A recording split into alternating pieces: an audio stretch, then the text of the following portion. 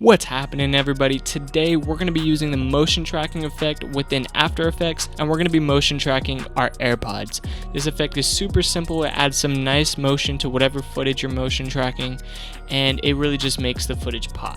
So first, like any After Effects composition, we're going to start off by dragging our footage into our composition. After that, I'm just going to start searching for the part of the footage that I want to motion track.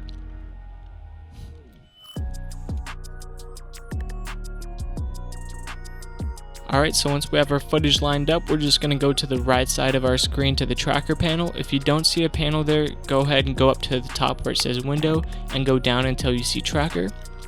We're just going to hit stabilize motion. And what this is going to do is it's going to add a track point into our layer, and we're just going to drag this over to our AirPods and adjust the size of the boxes to the area that we want to track. So that little inside box is going to be the main track point. This is going to be on our AirPod. And that bigger outside box is going to be the search area for this track point. So while the footage plays, this is going to be the main area that After Effects looks to track. Alright, so that looks about right. So now what we're going to do is go down to options and change if confidence is below 80%, we're going to have it to stop tracking. Hit OK. And then all we do is hit play and watch the magic happen.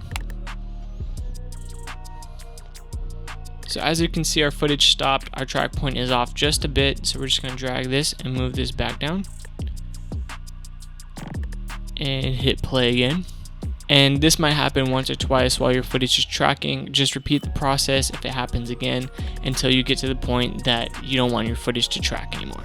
Alright, so this looks good. Now what we're going to do is hit apply, and we're going to have this apply to our X and Y dimensions.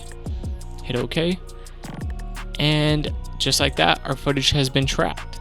Now we have a problem. Our footage is motion tracked, but it doesn't fit within our frame, and we need to readjust our position and scale. So we're just going to go down to our transform tab and click the little stopwatch on position and scale.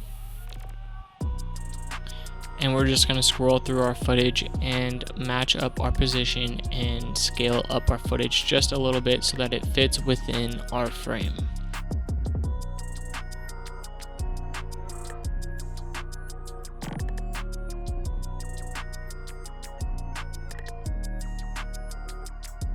Alright, so our footage looks good, so all we're going to do is go to File, Export, Add to Render Queue, go down to our export settings, and I always change our format options to Apple ProRes 422 Proxy. This might vary depending on the export settings that you're using or if you're on Windows.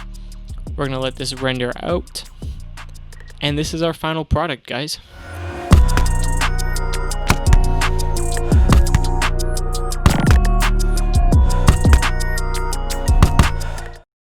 This just has some light color correction, and it just really makes it pop having this extra movement to our footage. You can use this from anything from different sports events that you're recording, sports montages, anything where you really have a subject that you can motion track and you want to add that extra movement. That's all for this video, guys. If you found any of this useful or helpful, or you learned something new today, make sure to give all of the Mediographer accounts a follow.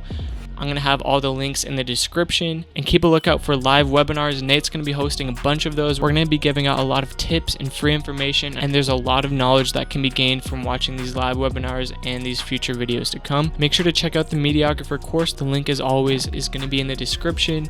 That's all for this video, guys. I'll catch you guys in the next one. Peace.